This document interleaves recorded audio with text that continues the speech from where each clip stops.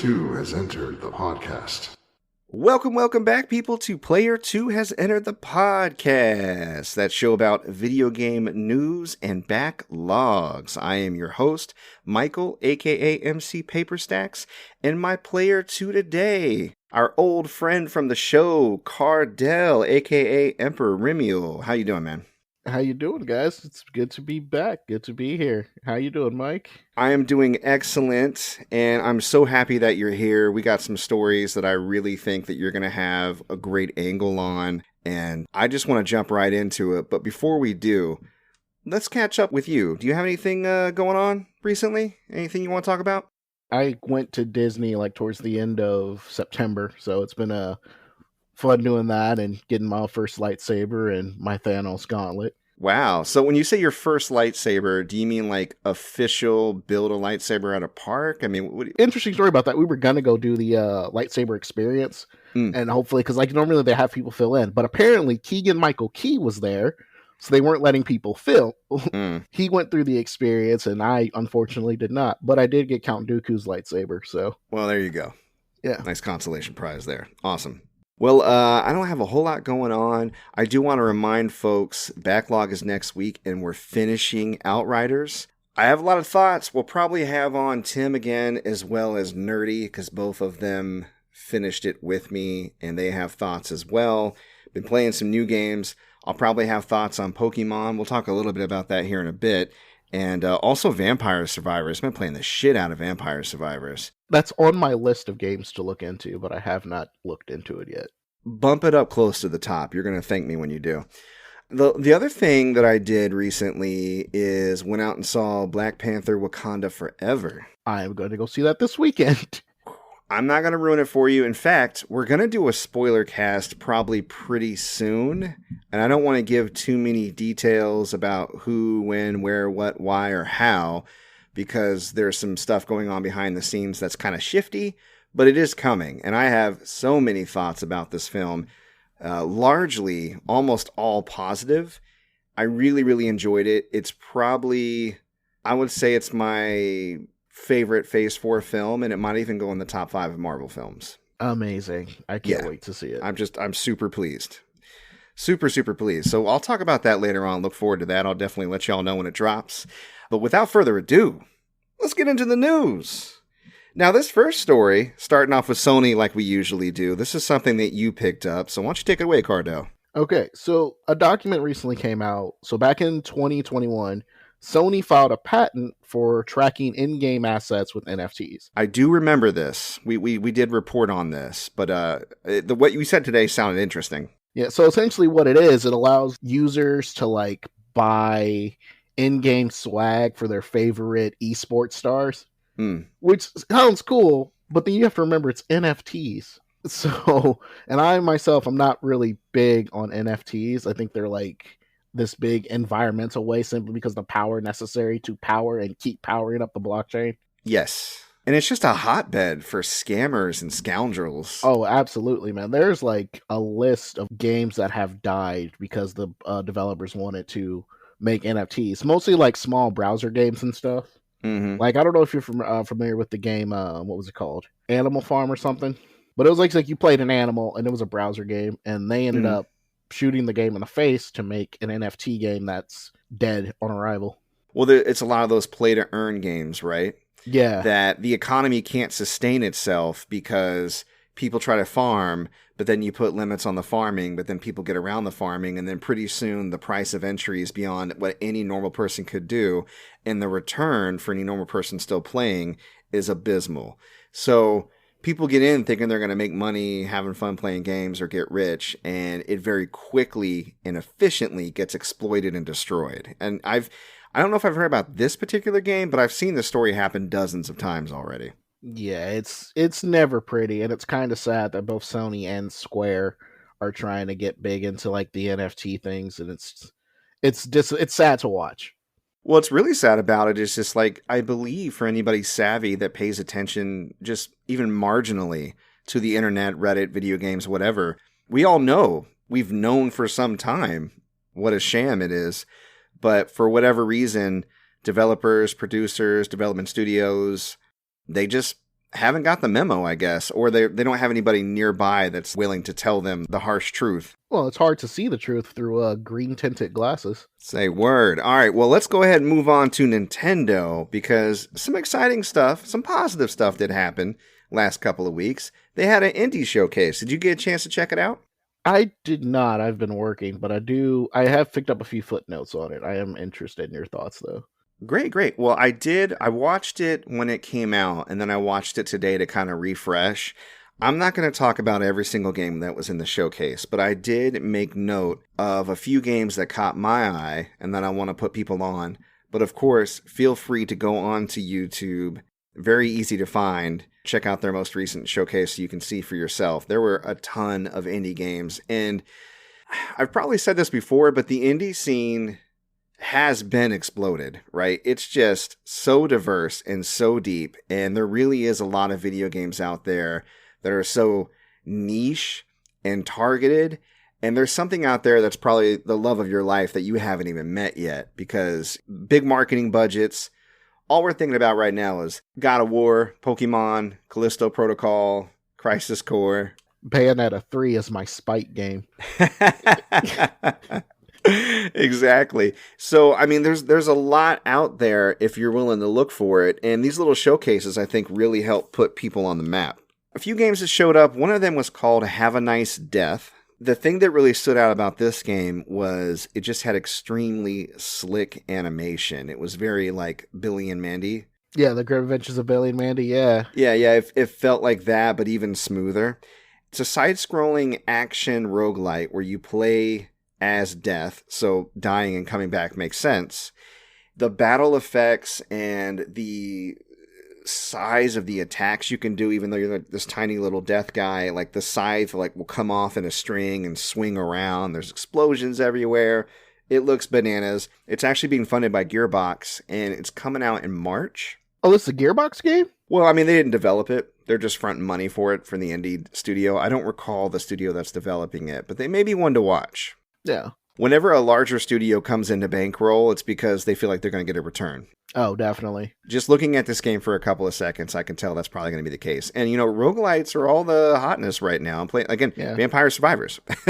I just picked up Hades, and I'm loving every second of it. Oh, God, dude, Hades is so good. If it wasn't for the fact that it came out the same year as Final Fantasy VII Remake, it would have made my game of the year. Yeah, 100%. there was a lot of games that like I kept putting Hades back for, and I'm kind of upset that I did, because now I'm the only one playing it. Yeah, but I mean, oh man, is it good. Yeah. And it's great to come back to as well. Another game they showed was called Aka, AKA, and it had like a watercolor brush animation style, but not like overly saturated. It was just, you know, kind of smooth and muted. It looks like a life sim about a retired warrior who lives on an island. And he goes around, there's like giant beasts, and there's different stuff that you can do, you know, like Animal Crossing style, but you're by yourself. And I believe there's probably going to be a deep narrative there. Looking at the trailer, I got real Short Hike vibes. Have you ever played A Short Hike? I have not. Never even heard of it. A Short Hike is another indie game that came out in recent years. I don't know if it was last year or not. You could probably beat it in about 3 hours, to be honest. Although there's little extra things to do here and there, and it's pretty cheap and it's so worth it. You play as this little bird who's vacationing on an island, and you go around like meeting people and doing different challenges, like climbing a mountain as fast as you can, figuring out ways to fly here and there. And it's just, it's like one of those games where the joy of discovery and being curious, you get rewarded here and there, you know what I mean? But it doesn't take forever to finish. And surprisingly poignant story once you get to the end of it. Huh. Yeah, just a real pleasant comfort game, you know what I mean? Something you could whip out on a Sunday afternoon, finish, and just feel good. You know what I mean? It's your good leisure game. For sure. And I'm getting similar vibes from Aka, so that's getting the side eye from me. The next game that came up that I liked was called Pepper Grinder. And this one had pixel art, 2D style Metroidvania. It's produced by Devolver Digital, which, you know, they always put forth very interesting games. And it had a drill gimmick that affects movement. So you're like holding onto this drill and it's like dragging you like through dirt to get jewels underground and out of ground. You can use it to attack enemies. You can attach it to other things to change your movement style. Like you might pilot like a giant robot. You might, have like different things you can shoot out of the drill to attack people. But just the fluid way that you traverse about the stage, it looked like a lot of fun. Like Gravity Rush. Yeah. I mean, yeah, a little like, not one-to-one as far as the movement, but the same gameplay philosophy. Like, how can we move you from A to B as fun and creatively as possible? Those are always good. Exactly. Then we had Oni, Road to be the Mightiest Oni. I do not like that name. It should be... The main character's name is Kuta. It should have been Kuta, Road to be the Mightiest Oni. Like, why are you saying Oni twice? Anyways, that's a nitpick. Oni, Road to be the Mightiest Oni is about a little demon who travels to a small island to battle other demons and become the Mightiest Oni. Oh, so there can only be one.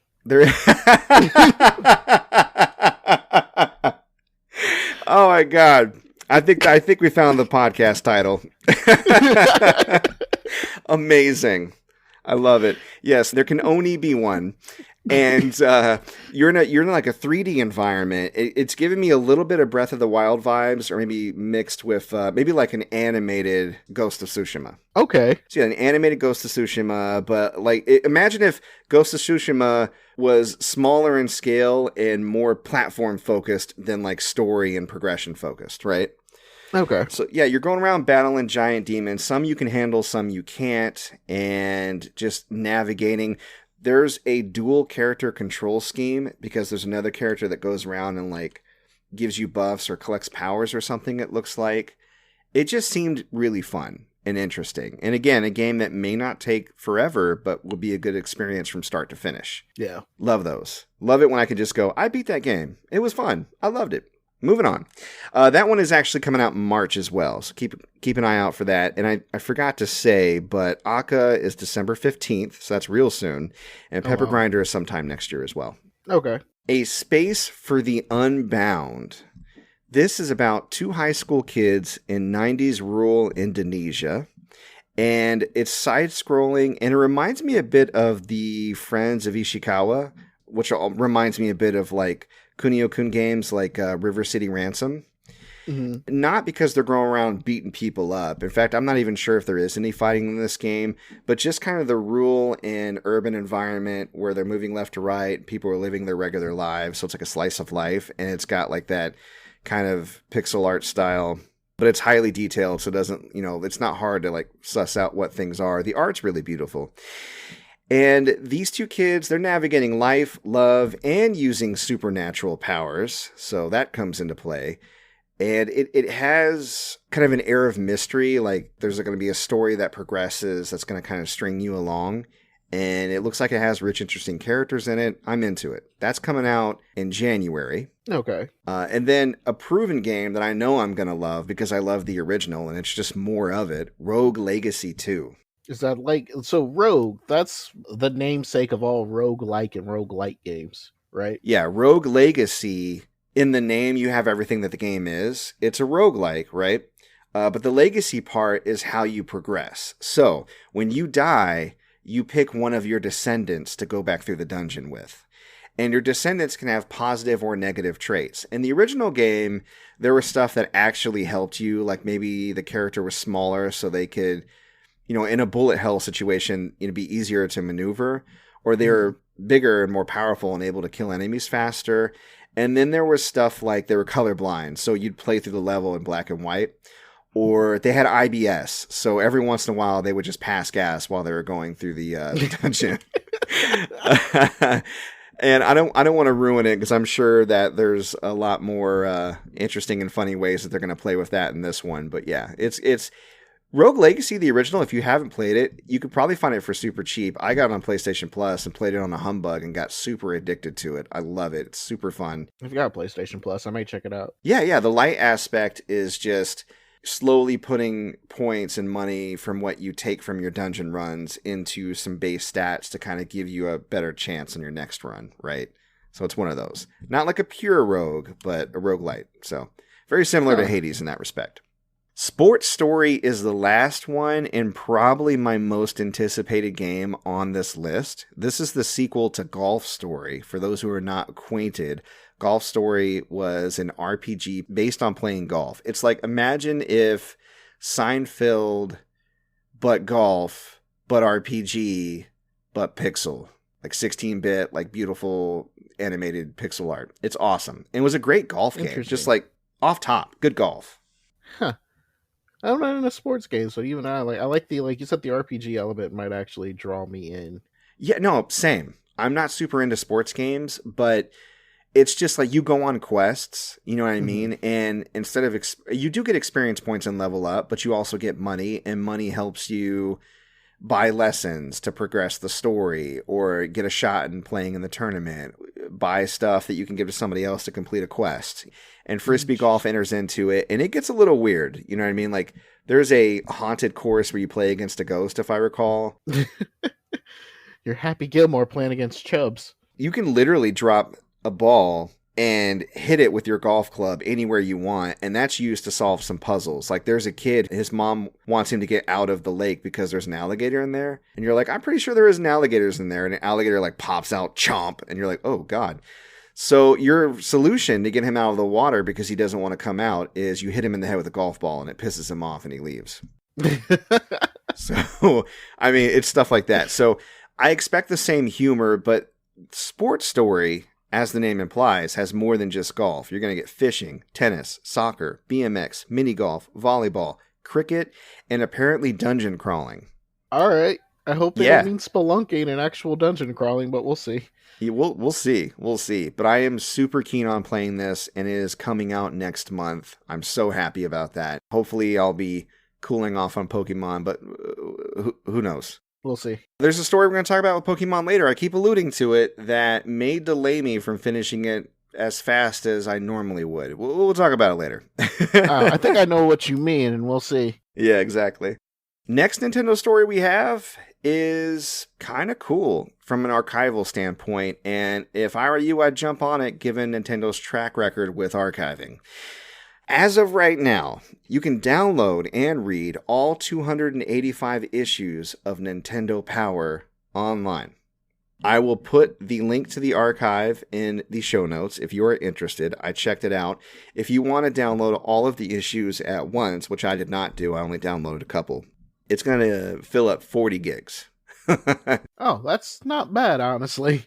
I mean, to be fair, you're right, because it is 285 issues of a magazine, but also high quality color scans of this magazine, so you can go down memory lane if you ever used to collect when you were a kid or just want to see how they were talking about games back in the day.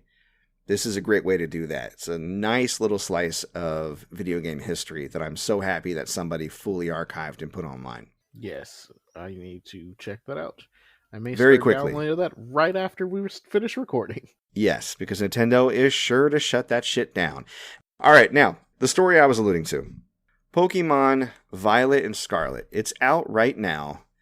I am probably playing this game as you're listening to this, and I'm probably having a great time, except for the fact that it apparently runs terribly on the Switch. I'm talking screen tears. I'm talking clipping. I'm talking crashes. I'm talking poor frame rate. Like everything graphically and performance-wise you can think of. It sounds like reviewers are having not such a great time with that aspect of the game. And that's after day one patches, right? That is correct. And that's a good point to make. There are a few excuses that could be causing this. One, and we talked about this when Arceus was looking like ass back in February. Pokemon games have to hit every 3 years in the fall. There's this whole schedule involving like all their merch, the card game, the video games, the spin-offs, the shows, the tie-ins, the merch, the crossovers. It all has to be like it from inception. It was like they're coming out in this set schedule. Where originally when they were developing for handhelds, that was easy to do. But now that their ambitions have grown to developing for obviously a lower powered console, but still a console, and they're trying to go open world. And I believe this is probably one of the kickers, aside from open world, they're doing full co-op, up to 4 players, which is, I'm pretty sure that's what kicked Gotham Knights in the ass. Yeah. And that shit's running on next-gen systems, so go figure. Yeah. Other people have speculated that the founder of Game Freak, Junichi Masuda, him leaving the studio this year may have had an impact on how efficiently Game Freak runs. And they already run kind of chaotic. There are rumors that they'll constantly put people on new skills and new projects, and instead of hiring like outside professional help, they just kind of learn as they go, which is cool in a way, you know, that you have skills that you can learn on the job and upward mobility. But when you're working on such a tight schedule and you have so much work to do, well, we see the end result right now.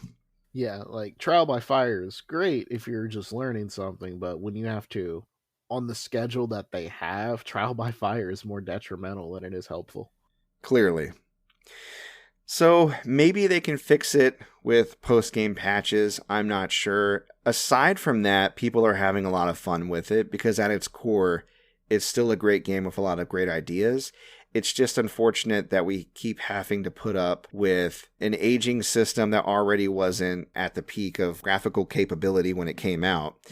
Now, Breath of the Wild 2, probably going to launch alongside that Switch Pro that we've been talking about forever. I imagine they're not going to want to launch that looking the way that Pokemon is looking, but Pokemon unfortunately didn't get the benefit from that because schedule. Right. We'll see how that goes. Moving on to Microsoft news. Oh boy. So I saw this story and I have thoughts. Microsoft's Xbox chief, it's Phil Spencer basically, he settles the Call of Duty PlayStation debate once and for all, is what they're saying. So what does it mean once and for all? Well, here we go. In an interview on Decoder, Phil Spencer stated, native Call of Duty on PlayStation, not linked to them having to carry Game Pass, not streaming only. We want to continue to ship Call of Duty on PlayStation without any kind of weird, aha, I figured out the gotcha, as Phil said, with our intent. I understand some people have concerns on this, and I'm just trying to be as clear as I can be. Sony keeps demanding, Jim Ryan in particular is like, you know, you only said it would be 3 years past our existing contract. It needs to be forever. And Phil's like, I don't know anybody that signs a contract with somebody else forever. What the fuck? What are you talking about? Nobody does that. And to his point, that's true. However, I understand people's concerns. I think Xbox is savvy enough to not completely remove it from PlayStation in any foreseeable future. But that may largely depend on Sony, because if you think they're not going to take Sony to the cleaners, either on exclusivity or DLC or just the cost of licensing the game because they develop it now, it's their house, who knows what that's going to look like and if Sony's going to want to play ball. Because right now, Sony's existing agreement, it's a mutual thing, right? Having Call of Duty on their platform helps Activision Blizzard and vice versa, right? But there's a little bit more leverage on Xbox's side because they don't need PlayStation in order for people to get access to Call of Duty. PlayStation needs them. So we'll see how that goes. I still think they want to make money and that we're not going to see Call of Duty disappear from PlayStation. But I think as time goes on, we're going to see clearly that Xbox is probably the better system to play it on for whatever roadblocks they set up. Oh, they're definitely going to do something, but at the same time, they're also not going to remove an opportunity to make money out of their competitor's pocket. Yeah, there's some give and take here. So settling the debate once and for all, no, I'm not going to go that far. But I don't believe Sony, I think Sony is just really trying to put a wrench in their gears, which may come back to bite them in the ass over this deal because they know that they're going to have to deal with Microsoft and that they're not going to have the upper hand in this one in particular. So we'll see how it develops. All right, Sega news. Got a couple of Sega stories this week. Sega is hiring a Sonic Loremaster to keep up with all his nonsense. Wait, you mean they can't keep up with their own Sonic lore? Well, apparently, Sega of America is looking for a lore associate manager for the Sonic team. And the description of the job posting is, With both project management and creative duties, you will be immersed in the organizing and shaping of Sonic lore, canon, characters, and universes, helping to bring consistency, connectivity, and creativity to all things Sonic across various forms of media, including games, animation, comics, and more. So, yeah. I can only imagine that it's going to be, they're going to hire one of those guys that's like has their own homemade Sonic character that they draw in their notepads. Just imagine that person doing this job. Yeah, I can almost guarantee that the Venn diagram of people who are into Sonic lore and people who have written Sonic porn is a circle. We're going to get somebody who has wrote some very saucy Sonic content as the Loremaster, and they may try to slip it in here and there, which will be interesting to see. Sonic Team, of course they have to hire somebody. Think about all the shit that they've put Sonic through just in the last 10 years, let alone the last couple of decades. We turned him to a werewolf. We gave him a sword. We brought Shadow back from the dead and gave him a gun. Arabian Nights, Colors, Generations. I mean, the list goes on and on. It's wild. And let's not forget Sonic 06. It's no use. You can't forget it. Yeah, as much as some would like you to, that's true. It will always be there, lurking in the background, waiting. I hear people are enjoying Sonic Frontiers. I hear it's still, like, Donkey roasted the shit out of that game. I don't know if you saw that video, like all the aggressive pop-in. Actually, I've been actually watching another streamer play it. It's, I don't know if you know who Lyle Rath is on YouTube. I don't think I've seen his stuff, no. No, he's one of my favorite YouTubers. He's currently doing a few live streams of Sonic Frontiers, and they are roasting that game, but still having a good time playing. That's what I heard. Kind of like Pokemon, it is fun, especially for fans, but it is far from perfect. And you know what? That's fine. At least people are having fun with it. That's really all that matters at the end of the day. I think the funniest meme I've seen for that is a guy who's like slow walking as Sonic through it. It's like, I just paid $70 for this game. I'm not running through it. I'm going to enjoy this scenery. Yeah, man, I plan to mosey on through God of War. I had a friend who's already beaten it. He's playing post-game content. In fact, a few friends that have. And I'm like, no, I'm going to savor the flavor for sure. I actually just got a message from one of my buddies who's been playing it. He just platinumed it. Yeah, same. I think Big Nakruma on Gamer Friends, I believe he's already platinum it, and Full Metal Merc, he's working on it as well.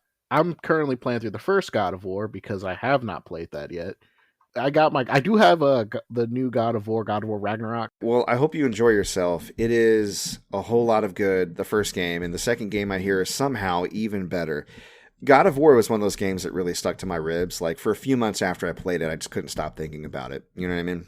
I'm already in love with the story and the dynamic between Kratos and Atreus. Oh, man, the best is yet to come, brother. The best is yet to come. All right, let's move on. We got Streets of Rage news. Oh, boy, I love that game.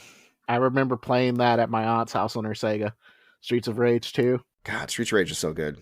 So good. I love beat 'em ups just off top, but Streets of Rage is definitely one of the best. So, Streets of Rage in particular, we reported on the fact that a movie is being made, and it's already known that the writer of John Wick, Derek Kolstad, is actually writing the story for Streets of Rage. Well, some news came out. It's not huge news, just a little tidbit. They picked up a production studio. Lionsgate is going to be funding alongside its producers. It looks like things are just kind of shuffling along, and I'm kind of excited. I think, honestly, there's enough of a unique DNA with Streets of Rage. I would love to see definitely some true-to-life characters as far as costumes, definitely the same plot, and I want the most thumping, beautiful, awesome EDM you've ever heard. Just, I want them walking down the street. I want cops with bazookas shooting enemies. I want dudes with mohawks. I want it all. I want guys running at you with a knife, but like weirdly. Yes. I want it to be like Kung Fury. I want them to swing a pipe and it goes, choo.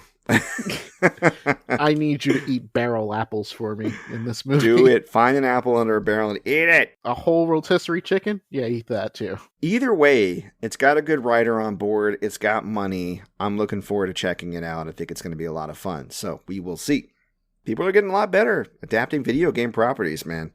Especially Netflix. They're going nuts. All right.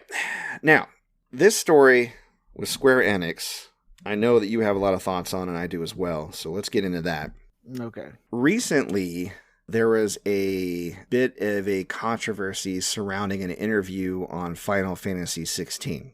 Naoki Yoshida, which is one of the producers, was pressed on why it only appears to be white people in the medieval Europe setting that they have. I think the town is called Valisthea. I could be pronouncing that wrong. They're like, so, why is it so white, right? And it's a valid concern. Some people may hear that and roll their eyes, but again, all different people from all different walks of life play video games, and there could be a reason, geographically or culturally, that you want to have people look a certain way, and that's kind of the reason that Yoshida brought up. But here's the quote, and I want to get your take on it because I definitely have thoughts.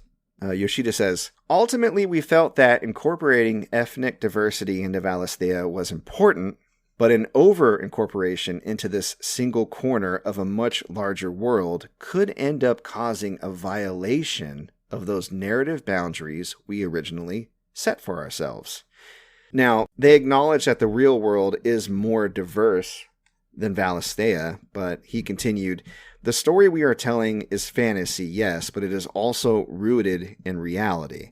So, in this person's mind, in medieval Europe, reality-wise, there were only white people. Do you have thoughts?" I have thoughts. Like, first of all, so Naoki Yoshida, I'll probably refer to him as Yoshi P because that's how I've always referred to him as. Fair enough. He's also the head producer for Final Fantasy XIV. And every podcast that I've been on with you, I've mentioned how much I play this game. Yes. Because I do, and I still play it. So when when the fan base of Final Fantasy XIV heard that he was going to be in 16, we were all excited. But just recently, this happened, and me and a few others were like, he literally talked himself into a circle in this interview because he acknowledges that, like you said, he acknowledges that the real world is far more diverse. Yet he also says that his fantasy world is also rooted in reality. I think what he was trying to say, however ineloquently, is that people are wanting it to be diverse because the world is diverse, but they're focusing on a specific spot of the world culturally and geographically. And I think in his mind, Europe in medieval times is a lot more homogenous than it actually was. Why do you think, and I think you probably can guess this pretty easily, why do you think he thinks that Europe was so white back then? Because all he's ever seen is movies.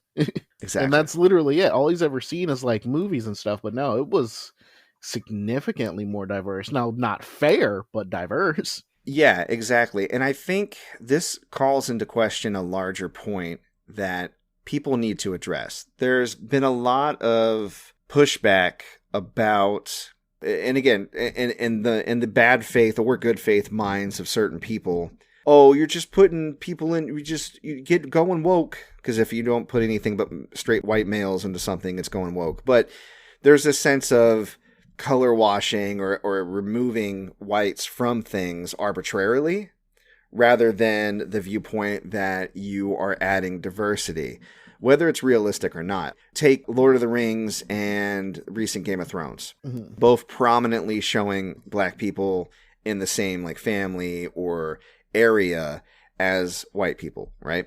People are saying that's not realistic. And I think that's funny when they say that about Lord of the Rings. They're like, oh, it's European fantasy. It's not going to have any black people in it. Well, one, it's fantasy. Yeah, which means it doesn't have to root itself in reality. And two, a lot of people do think that medieval Europe was just whites, and there were plenty of black and brown people there. And because movies and Hollywood and the movie industry is historically racist, like a lot of other traditions that we have that date back to a certain time, right? America being probably, I don't think this is controversial to say, the most prominent movie maker in the world for some time. So kind of setting the tone, so to speak. People often conflate what they see in media and what they see in entertainment as reality, which is why people want diversity. Because if all you see is news coverage where they only show crimes being committed by a certain race, or they only show a certain race doing a certain thing, then people in areas that are more homogenous and less diverse will think that that's just how it is. Right. Well, it's weird enough. This isn't the first time Yoshi P's been in trouble for this. Really? Endwalkers is the newest expansion of Final Fantasy XIV, and when the trailers were playing, people noticed something about a particular character. This character's name is Jistola. As the expansion started coming out, her skin was getting darker, and people were like, "Oh, they're gonna make her more of a darker character." Well, with Endwalker, her skin went like pasty, like she's like, yeah, it really went back. People were asking why, and like he's like, why? Because basically, unless you create your character, there's really no one. No, there's a few other NPCs that are dark skinned, but like for the longest, there was no dark skinned NPCs in like the Scions of the Seventh Dawn, and so like that was an issue for a while. There's people asking him why. He's like, well, it was the graphics changed, and we changed the lighting, and it just made her skin lighter. And like people were debunking this back and forth, but it hasn't been talked about for a while. It's interesting that this is like that this happens now after that. So it's very concerning, especially for someone who I can say I idolized was Yoshi P. So it is heartbreaking. I mean, I hope that it is just a case of ignorance that can be overcome. I hope that this pushback will cause Yoshida to reflect. Japanese people, I'm not going to sit there and just straight up call them racist, but they are a homogenous society. So they have a very different view and take on race than Americans do because they don't have the same history with it, right? No. They're just prejudiced against anybody that's not from Japan. Well, I mean, there's even that Japanese saying, the nail that sticks up gets hammered down. Part of their culture is regulation and conformity. And like you basically have to fit into this box. So thinking outside of it isn't always rewarded. And depression is skyrocketing over there. I'm sure it's not related. Yeah. Anyways. Oh, no. Yeah, so again, in interjecting diversity, there's a lot of good reasons for it. It's a diversity of perspective and ideas. It makes things more rich and varied and interesting. I don't want to constantly see stories from my supposed point of view or the point of view of just the writers, and all the writers are just like the same type of person, right? Right. I like the fact that there's been an explosion of stories about people of color and about women and about everybody who basically isn't what was thought of as the default. Because why are straight white men thought of as a default? They shouldn't be, right? So we're trying to get past that. And there's some pushback about it because people are feeling erased. But again, if you feel erased, try to imagine how it feels for everybody else up to this point where you weren't even on the board to be erased. Right. You were never included to begin with. Yeah. And think about people's kids. Think about little girls whose only role models were housewives, right? Little boys who all their heroes didn't look like them. Right.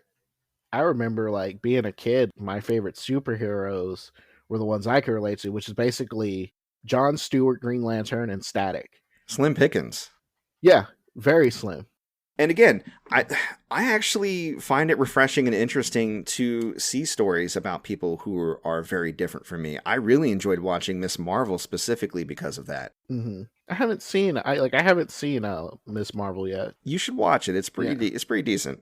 It's pretty decent. It's on my list. We're going to talk in circles on this one, but I think we're both in agreement that he's in the wrong, and I hope that he continues to get challenged on this until the day he kind of actually sits down and examines his own prejudices, because people need to be challenged on these things. Well, historically, Yoshi P has been a guy who listens to his community. Like, if people pile on him like they did with the Yashola incident, I guarantee you he's going to learn from it. He's going to be a better person for it. He's not...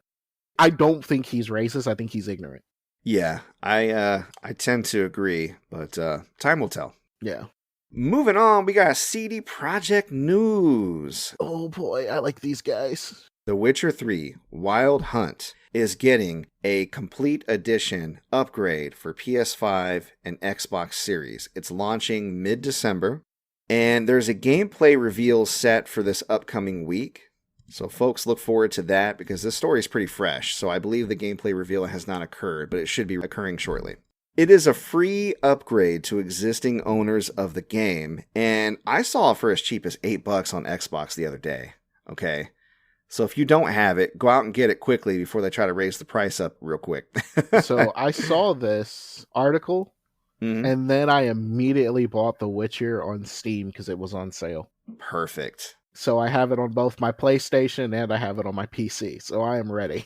They don't have a date for this, but the PlayStation 4, Xbox One, and Switch versions of The Witcher 3 will also receive an update soon, featuring numerous additions and improvements, and some Netflix Witcher-themed content. Huh. Maybe costumes? Hopefully, because I like some of the costume design in the Witcher series. I wonder if they'll do, and this is just my own theory, because the way the characters look, I wonder if they're going to do that weird thing where they make video game characters look like the movie characters. I hope they don't do that. Oh, same. I hope they don't, but it'll be funny. I mean, maybe they'll toss a coin in there somewhere. You can hear somebody singing it in the background. That shit would be dope. As long as they keep referring to Dandelion as Dandelion. All right, now, they didn't give a release date for this either, but the upgrade in the launch is digital. The physical edition of the complete edition of Witcher 3 will follow shortly. Whatever, I don't know, sometime in 2023 it'll release. Probably get a date on that soon. Cool. All right, a couple more stories before we wrap up. Remedy has announced they are going to make a second Control. Control 2 is in the works. I've been playing the first Control, and let me tell you, I've never done drugs, but I imagine it had something to do with the creation of this game. Fair enough. It is trippy. Yeah, it's trippy. That is definitely the operative word. I'm fully on board. Now, it's going to probably be several years before this game comes out. I don't want to get people's hopes too high up before we get started. It's currently in the concept stage. But they're doing a full sequel, so they're continuing the main character story, it sounds like. Cool. They're bumping the budget by $22 million. So it's $52 million to make Control 2. To compare to other AAA games, the budget was always smaller for Control. Even with this bump, it's slightly smaller. For comparison, Witcher 3, we're just talking about them. That budget was $80 million. Red Dead 2, between $80 and $100. Cool. Yeah. But I still think that's well enough money for them to make an awesome game because they did a lot with just $30 million in the original Control. And it looks like Remedy and 505 Games are going to be co-developing the game together, so they're going to have a lot more help this time around. I'm interested to see what they come up with because I'm having a lot of fun with Control.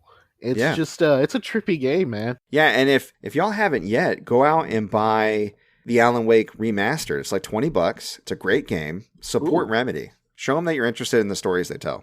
I do like Alan Wake. Yeah, for sure.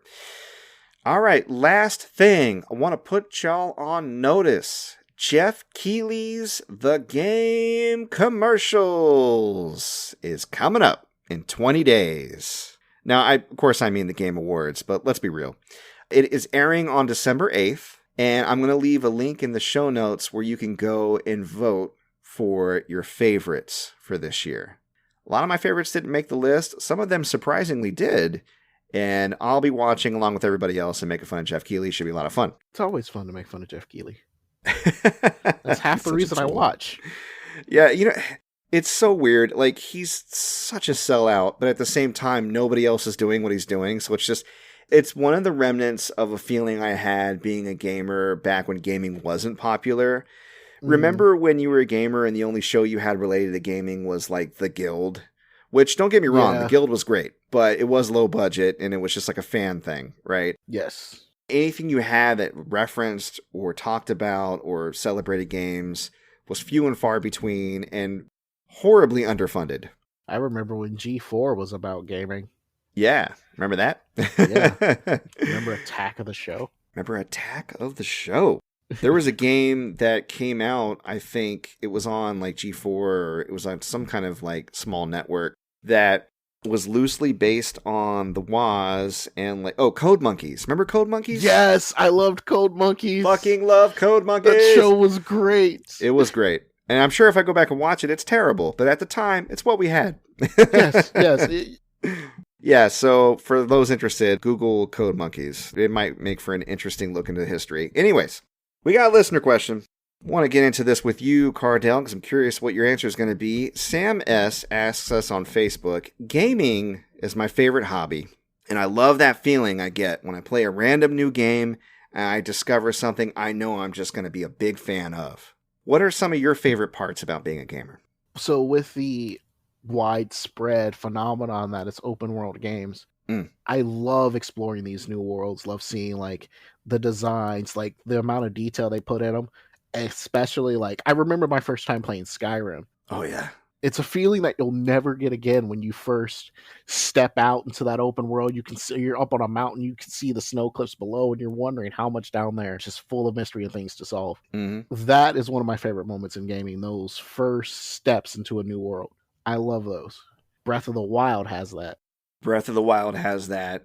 Super. Yeah, totally. Oh my God, does it have that?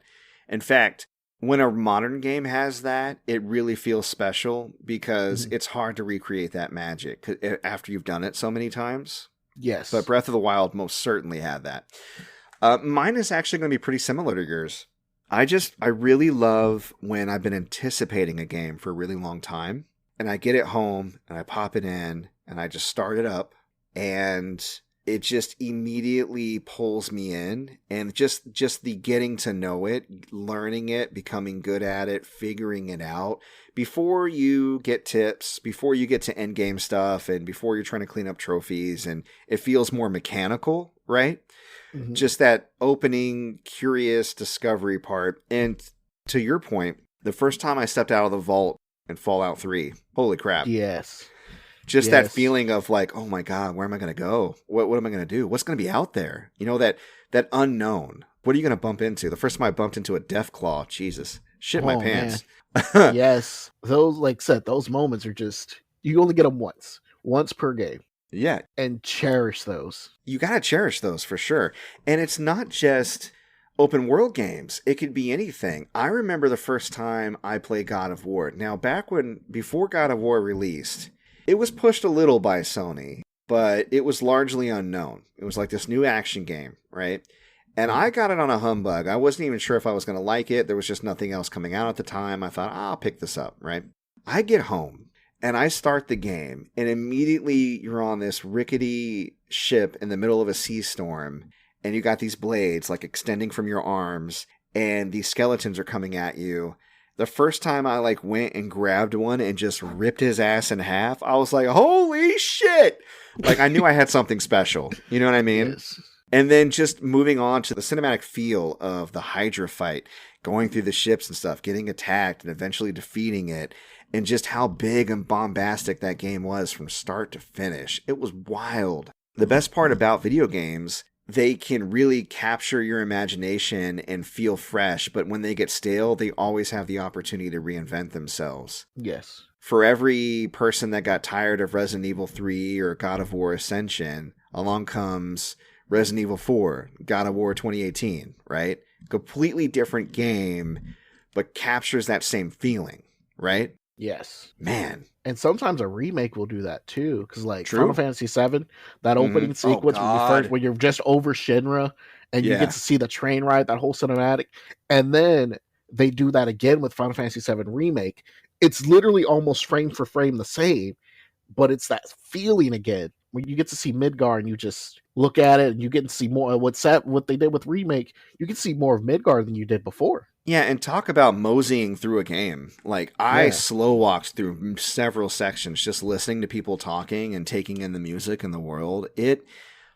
I'm not huge on nostalgia because mechanically I know what it is and I understand, the bias it creates, but when it gets you, it gets you. And stepping back into Final Fantasy VII with all of those characters again and the music and everything, it was like nostalgia was this warm, silky blanket that wrapped around me, and I felt so good.